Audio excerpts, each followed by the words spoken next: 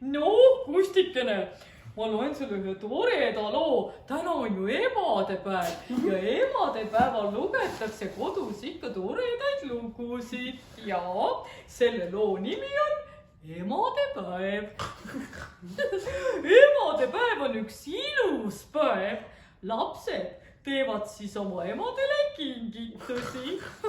Kes kingib emale kimbu kevadlilli, kes tikib päikeseliniku ja kes üllatab ema magusa rosinakringliga.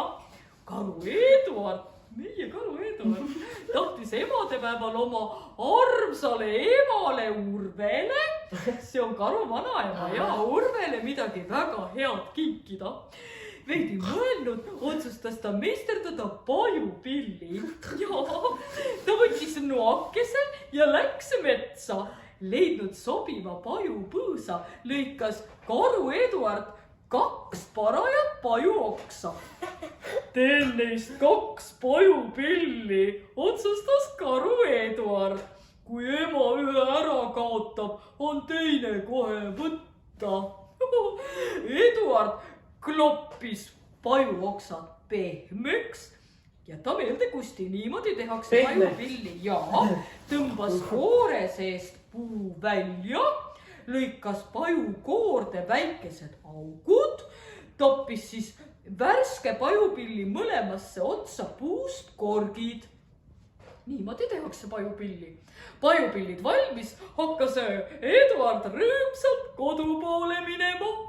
Teel koju nuusutas ta lilli, silitas pungi okstel, kükitas ja kuulas ojakese vulinat ja, aga kui ta viimaks koju jõudis, pistis ta käe oma taskusse, et need kingid välja võtta.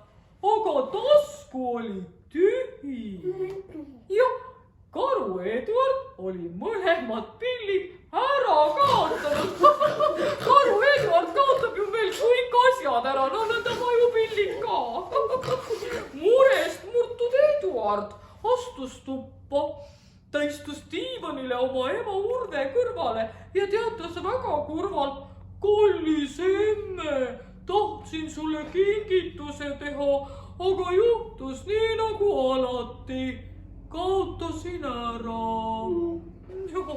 Urve silitas muidugi Eduardi pead ja ütles, et kõige tähtsam, sina mu armas pojakene, on see, et sa ise ära ei kaoks. Vot niimoodi, korraga jooksis tuppa ju Eduardi poeg, väike Eerik, väike karupoeg Eerik, uhke pajupill käes.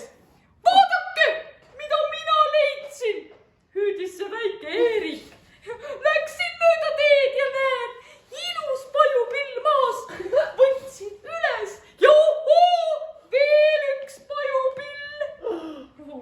Mis sa poiss 2 pilliga teed, ütles Karu Eduard. Anna teine parem siia.